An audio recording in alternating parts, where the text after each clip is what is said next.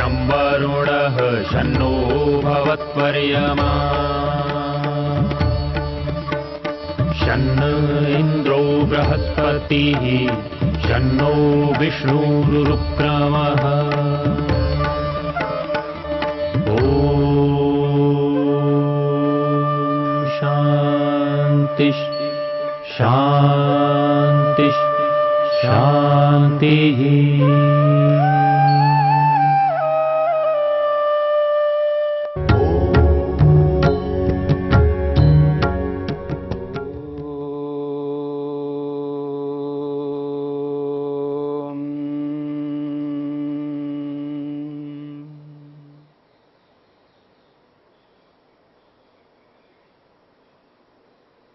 मन की वृत्तियों की चर्चा हो रही है। 3 वृत्तियों की चर्चा अब तक हमने की है। पहली वृत्ति है प्रमाण वृत्ति, दूसरी वृत्ति है विपर्यय वृत्ति और तीसरी वृत्ति है विकल्प वृत्ति। इन तीनों वृत्तियों की चर्चा हमने अब तक की है। ये जो पहली वृत्ति है प्रमाण वृत्ति, ये प्रमाण वृत्ति जिसके माध्यम से व्यक्ति नाना प्रकार के व्यवहारों को करता है, यथार्थ पदार्थों का ज्ञान कराता है। ये प्रमाण वृत्ति प्रमाणों से मनुष्य को ज्ञान प्राप्त होता है, पदार्थों से संबंधित ज्ञान प्राप्त होता है। जो पदार्थ जैसा है उस पदार्थ को वैसा ही जनाने वाला प्रमाण होता है। इस प्रमाण वृत्ति के माध्यम से नाना प्रकार का ज्ञान व्यक्ति प्राप्त करता है। यानी यथार्थ पदार्थों का ज्ञान कराने वाली वृत्ति को प्रमाण वृत्ति कहते हैं। दूसरी वृत्ति है विपर्यय वृत्ति और यह प्रमाण वृत्ति से सर्वथा भिन्न है। प्रमाण वृत्ति यथार्थ पदार्थों का ज्ञान कराता है, तो यहां पर यह विपर्यय वृत्ति उल्टा ज्ञान कराने वाली है, विपरीत ज्ञान कराने वाली है। जितने भी संसार में पदार्थ हैं उन समस्त पदार्थों का ज्ञान उल्टा कराने वाली वृत्ति है। इसी को विपर्यय वृत्ति कहते हैं।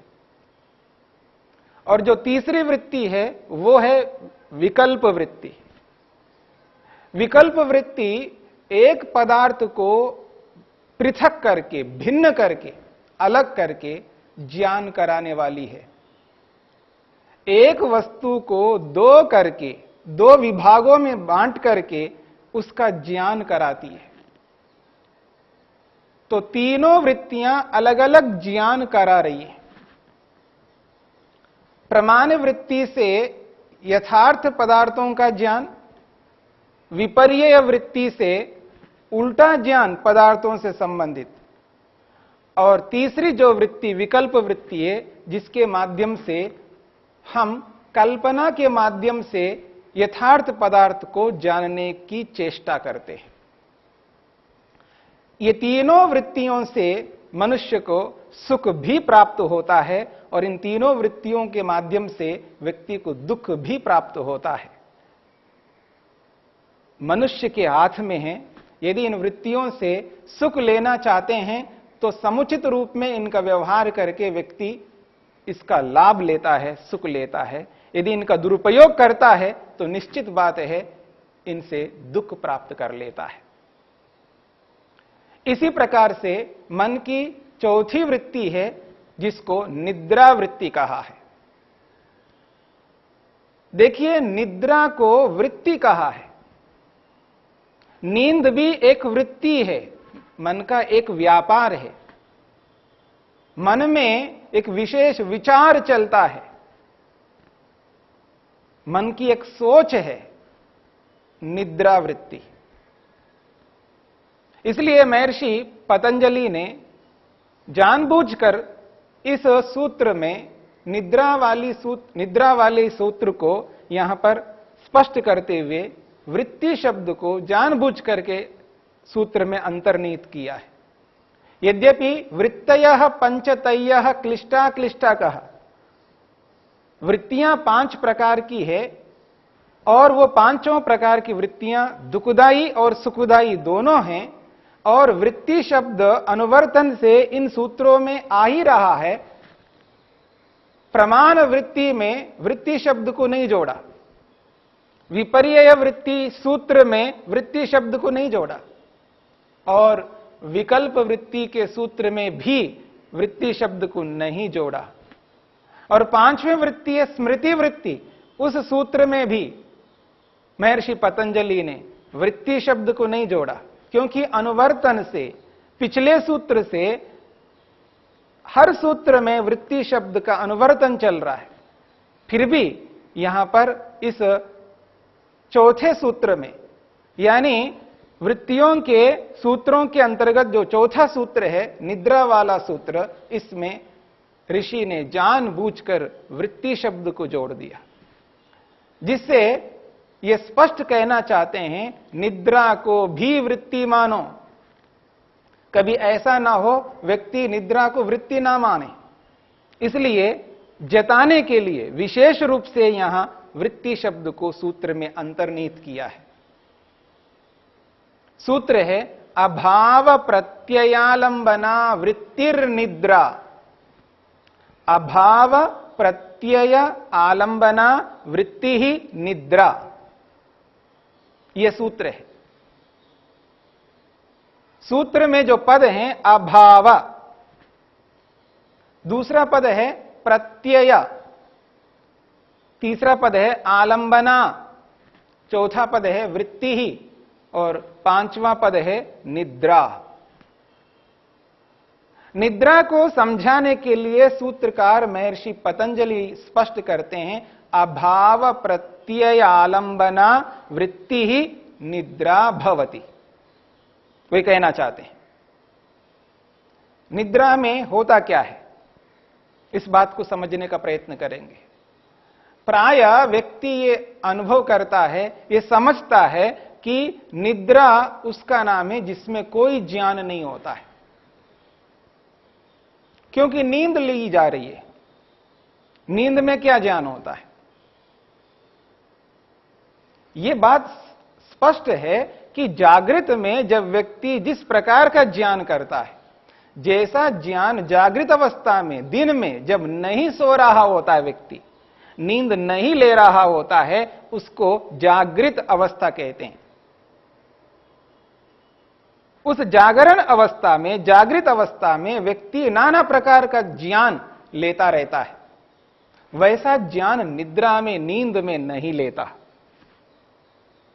इसलिए कहा जा रहा है जागृत अवस्था में होने वाला जो ज्ञान है उसका अभाव है।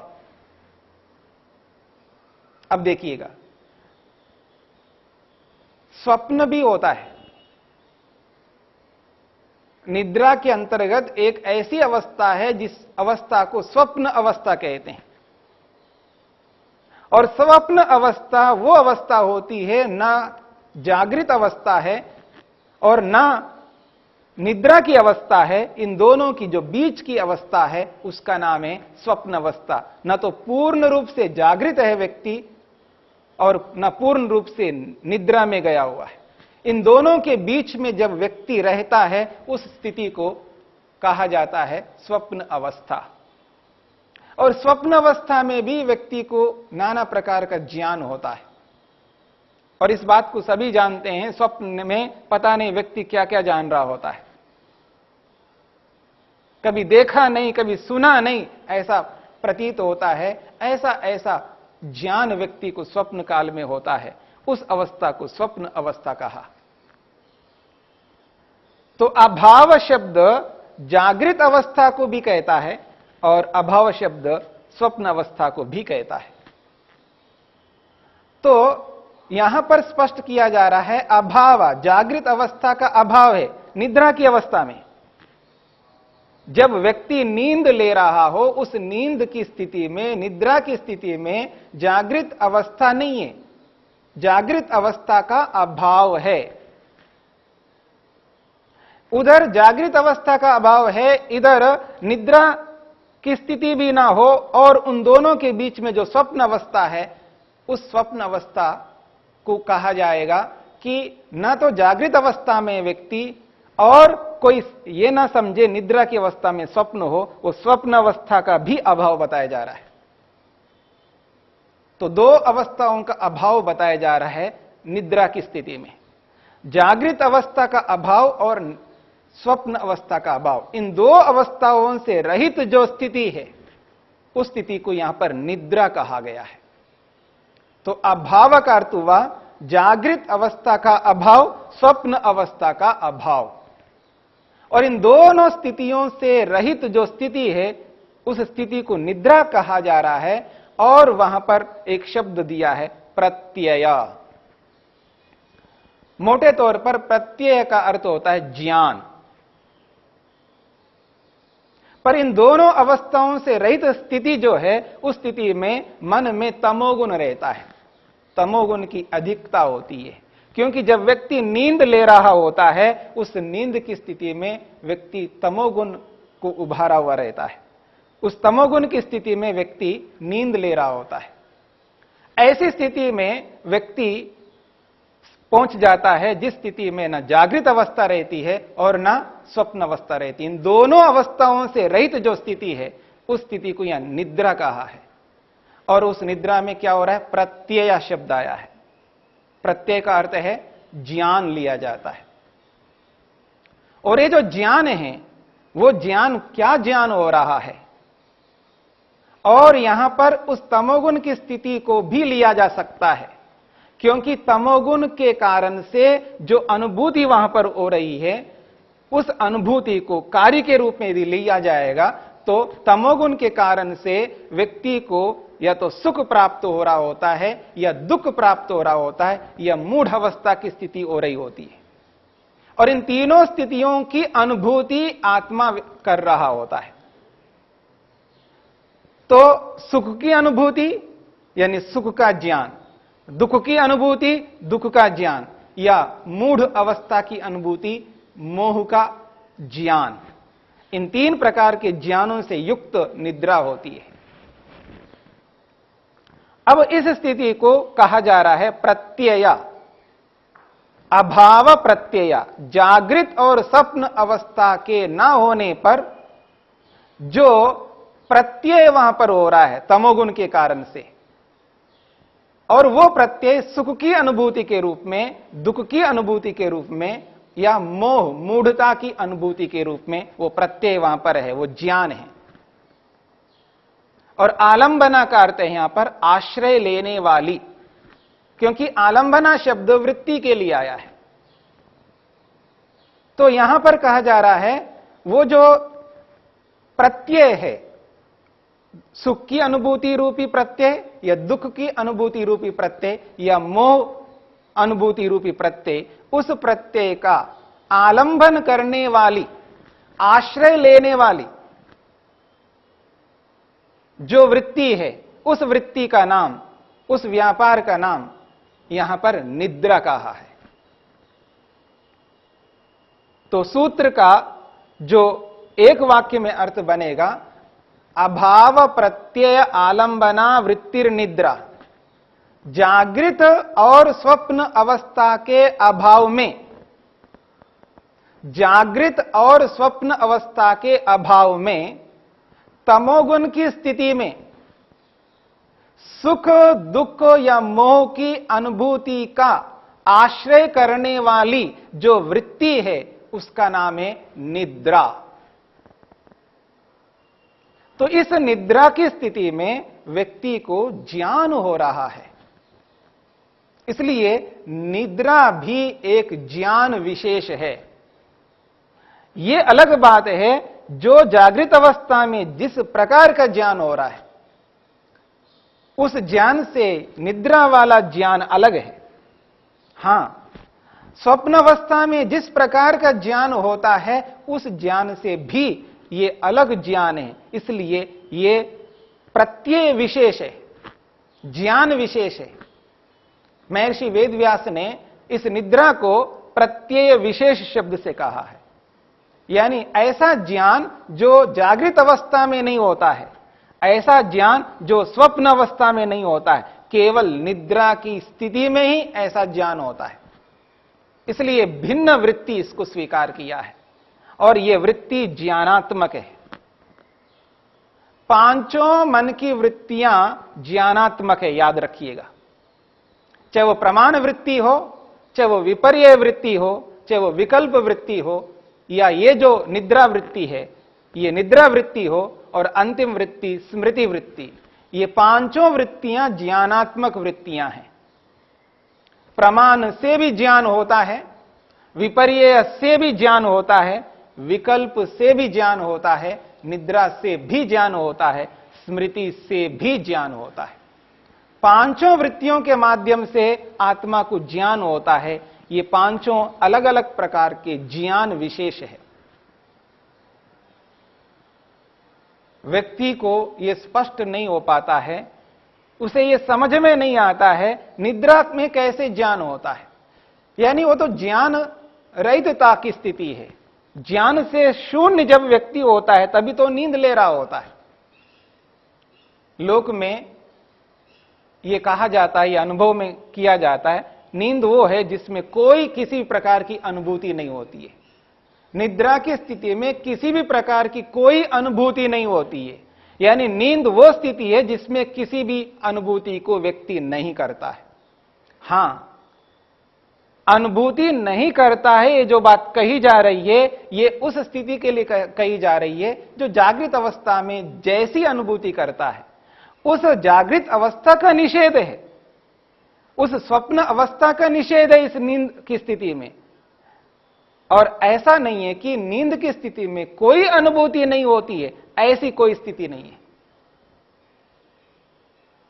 यदि ऐसी स्थिति होती तो व्यक्ति उठने के बाद जो स्मृति उत्पन्न करता है, नींद की स्थिति में व्यक्ति जो जो अनुभव किया हुआ होता है उसकी स्मृति उसको याद कर लेता है जागने की स्थिति में। इसलिए यहां पर निद्रा को वृत्ति माना है, ज्ञानात्मक वृत्ति है। यानी नींद की स्थिति में ज्ञान हो रहा होता है। जब तक व्यक्ति नींद ले रहा है, निरंतर निद्रा चल रही है, उस निद्रा की स्थिति में तीन प्रकार की अनुभूतियां हुआ करती है। सुख की अनुभूति, या दुख की अनुभूति, या मोह मूढ़ता की अनुभूति होती है। ये तीनों ज्ञान हैं। सुख का ज्ञान, दुख का ज्ञान, या मोह का ज्ञान। इन तीनों ज्ञानों में से किसी न किसी एक अनुभूति निद्रा के काल में निरंतर हो रही होती है। इसलिए इसको निद्रा वृत्ति कहा है। और जानबूझ करके महर्षि पतंजलि ने सूत्र के अंदर वृत्ति शब्द को इसलिए जोड़ा ताकि कोई व्यक्ति यह ना समझे कि नींद में कोई वृत्ति नहीं होती है, नींद में कोई अनुभूति नहीं होती है। ऐसा नहीं है। इसलिए इस चौथा वृत्ति में वृत्ति शब्द को स्पष्ट करते हुए जोड़ दिया है। तो अभाव प्रत्यय आलंबना वृत्तिर निद्रा, ये चौथी वृत्ति है। इसको और अच्छी तरह में समझना है।